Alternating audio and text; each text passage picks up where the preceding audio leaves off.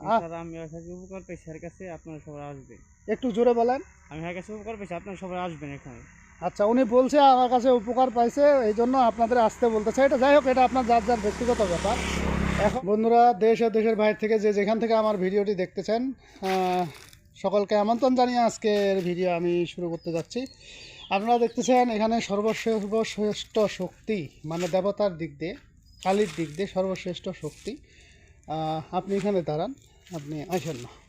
সর্বশ্রেষ্ঠ শক্তি এই যে কালী মন্দির, এই যে দেখেন বিশাল বড়, এই যে বিশাল বড়, এই যে মনসা দেবী, মনসা শক্তি। এখানে আসছি ওনাকে শক্তি দেওয়ার জন্য। এই যে এই ভাইটি আছে, এই যে এই ভাইটি আসছে মূলত তাকে একটা শক্তি দিব। অনেক দূর থেকে আসছে, পদ্মার পার, মেঘনা নদী যেখানে, সেখান থেকে আসছে। তো ওনাকে শক্তি দিব মূলত। এখানে আমরা যে কাজটা, আমি যেই সাধন ভোজন দিয়ে থাকি, অনেকেই বলে যে এটা শিরক। আসলে এখানে শিরকের কাজ আমরা কোনো কিছু করব না, শিরকের কাজ আমি নিজেও করি না, ঠিক আছে। মুসলমানের কিছু লাইন আছে যেগুলো করলে পরে শক্তি পাওয়া যায়, মুসলমানের মন্ত্রের দিক দিয়েও কিন্তু কাজ করা যায়। তো আমরা তো এরকম না যে পূজা পানি করতেছি বা কোনো খারাপ কাজের দিকে যাচ্ছি, এরকম না, ঠিক আছে।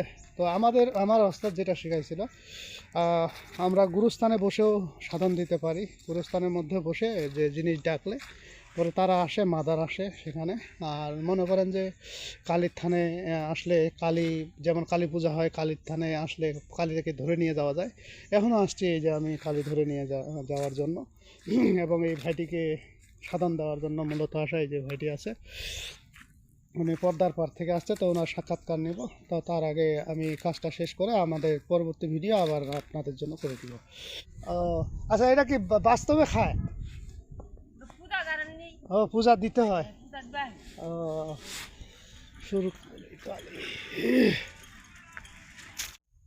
বন্ধুরা, আমি এখানে মূলত যে ভাইটি দেখতেছেন, এই ভাইটি আসছে পদ্মার পাড়ে, আপনাদেরকে বলছিলাম। তো আসলে সবাই তো ফেস দেখাতে চায় না, কারো পার্সোনাল ব্যাপার থাকে। স্যার আমি ওর কাছে উপকার পেয়েছি, এর কাছে আপনারা সবাই আসবেন। একটু জোরে বলেন। আমি এর কাছে উপকার পেয়েছি, আপনারা সবাই আসবেন এখানে। আচ্ছা, উনি বলছে আমার কাছে উপকার পাইছে, এই জন্য আপনাদের আসতে বলতেছে। এটা যাই হোক, এটা আপনার যার যার ব্যক্তিগত ব্যাপার। এখন ওনাকে আমি ফ্রি, উনি বলছে উনি খুব অসহায়, এই জন্য ওনাকে আমি শক্তি দিছি। ওনার কাছ থেকে কোনো টাকা পয়সা নেয়নি। ভাই, টাকা পয়সা নিয়েছি আপনার কাছ থেকে? টাকা পয়সা হয়নি। তো আমি যারা বিশেষ করে গরিব দুঃখী বা অসহায়, তাদের ক্ষেত্রে আমি হেল্প করতে রাজি আছি, কিন্তু সবার ক্ষেত্রে নয়, ঠিক আছে। মানুষ চিনে কাজ করতে হবে। আর আপনারা যারা আছেন, যারা আমার শিষ্য আছেন, সবার কাছে অনুরোধ, যদি আপনারা আমার সঙ্গে যোগাযোগ করেন, আমার যতটুকু সম্ভব আমি আপনাকে দেওয়ার চেষ্টা করব। হয়তো অনেক সময় কাজের ক্ষেত্রে ব্যস্ত থাকি, তো সেই জন্য কেউ মনে কষ্ট নেবেন না। আমি আপনাদেরকে বলি, আপনাদের দোয়া করে দিলাম, আল্লাহ যেন আপনাদের মনের আশা পূর্ণ করে। আপনারা অবশ্যই আমার সঙ্গে আবার যোগাযোগ করবেন। এটা হলো পার্সোনাল বিষয়। তবে যে কোনো জিনিসে গুরুর অনুমতি লাগে, অনুমতি ছাড়া কোনো কাজেই সিদ্ধ হয় না, ঠিক আছে। আপনি যতই জাননেওয়ালা হন না কেন, যতই যা কিছু করা হন না কেন, আপনি রাত্রে হোক, এখানে থাকা অবস্থায় হোক, বা আপনি স্বপ্নের মাধ্যমে হোক, অবশ্যই আপনি কিছু একটা দেখবেন এবং আপনাকে বরদান করে যাবে। ওপেন চ্যালেঞ্জ, গ্যারান্টি কাজ। তো যাই হোক বন্ধুরা, আজকের ভিডিও এই পর্যন্তই। ভিডিওটি যদি ভালো লেগে থাকে অবশ্যই একটি লাইক দিবেন, বন্ধুবান্ধবের কাছে শেয়ার করে দিবেন।